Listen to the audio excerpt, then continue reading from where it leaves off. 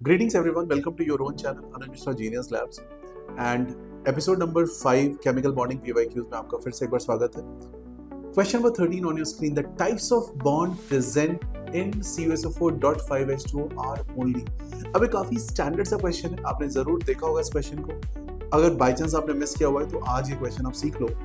Copper sulphate में copper plus 2 and SO4-2 ions होंगे, but .5H2O के साथ साथ होने से ये COH2O+2 की फॉर्मेशन देता है, यानी कि एक कोऑर्डिनेशन कॉम्प्लेक्स बनाता है. इस कॉम्प्लेक्स में आयनिक बॉन्ड भी है, Cu+2 SO4-2, कोऑर्डिनेट बॉन्ड भी है और कोवेलेंट बॉन्ड भी है, जैसे कि S डबल बॉन्ड हो, ये कोवेलेंट बॉन्ड हो. Okay, 5 bond. सो क्या आंसर मार्क करोगे बच्चों इसका? Answer will be C for this question. Next question on your screen, question number 14. On hybridization of 1s and 1p orbital we gate.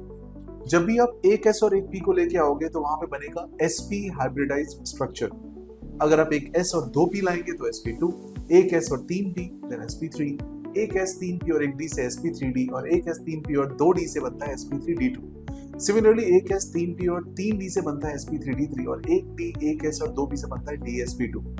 3 D और 1 S से बनता है d3s. तो ये सारे हाइब्रिडाइजेशन होते हैं जो आपको कवर करने चाहिए. तो चलिए यहाँ पे आंसर sp हो गया. sp के अंदर में बॉन्ड एंगल होगी 180 डिग्री, स्ट्रक्चर आएगा लिनियर, तो आपका आंसर आप मार्क कर सकते हो 2 ऑर्बिटल्स एट 180 डिग्रीज, यानी कि option number B. Question number 15 on your screen. The molecule having one unpaired electron is. अब देखो Cn-CoNO, Cn-CoNO+ एंड N2, ये मैं आपको पहले भी डिस्कस कर चुका हूँ. इन सभी के अंदर 14 इलेक्ट्रॉन्स होते हैं, इनके स्ट्रक्चर्स लिखना आपको आता है अच्छे से, तो ये क्वेश्चन काफी इजी हो जाता है आपके लिए. इसमें क्वेश्चन है वन अनपेयर्ड इलेक्ट्रॉन, यानी कि सिर्फ और सिर्फ एक अनपेयर्ड इलेक्ट्रॉन के स्ट्रक्चर में मिलने वाली है मुझे. तो आप ऑब्जर्व करिए NO का स्ट्रक्चर. NO के स्ट्रक्चर में आपको मिलेगा पाई स्टार के अंदर एक अनपेयर्ड इलेक्ट्रॉन, जो कि NO स्टार पे जैसे ही आप प्लस लाते हो पाई स्टार पे, यानी NO+ बनाते हो, तो वो इलेक्ट्रॉन गायब हो जाएगा और वहां पे आपको 3 बॉन्ड ऑर्डर मिल जाती है, यानी कि half of bonding minus anti bonding electron. So given case में मेरा आंसर जो बनेगा 15th क्वेश्चन के लिए बनेगा option number A. Question number 16. The bond between two identical non-metallic atoms has a pair of electrons. Now, basically, if you have, let's say, F2, O2, N2, Cl2, they have equal sharing. That is why this is the basic property of covalent bond.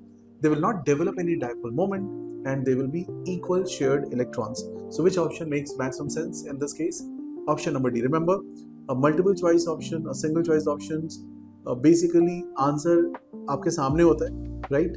और उस answer को आपको समझना है. कई बार हमें लगता है कि ये दोनों ऑप्शन ठीक लग रहे हैं, बट आपको बेस्ट ऑल्टरनेटिव चूज करना है अगर ये ओनली वन ऑप्शन करेक्ट वाला क्वेश्चन है. ठीक है, तो नेक्स्ट क्वेश्चन में चलते हैं.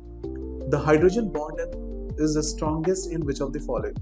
OHS, SHO, FHF and FHO. Remember, fluorine और हाइड्रोजन के साथ हाइड्रोजन प्लस चार्ज लेके आएगा और F में होगा डेल्टा नेगेटिव. बट यही हाइड्रोजन अगर F के पास नियर बाई F के पास होगा तो वहां से एक स्ट्रॉन्ग डाइपोल इंटरेक्शन के द्वारा एक हाइड्रोजन बॉन्ड फॉर्म करेगा, which is definitely available with oxygen also, but the extent of charge which is in fluorine is not going to match with which is in oxygen. तो आप इसका option mark करोगे बच्चों, option number C. I think ये पूरा discussion आपको समझ में आया, एपिसोड 5 समझ में आया. Watch out episode number 6 after this, episode number 7 after this, and see some more queries and problems in this particular regard. Thank you so much for watching.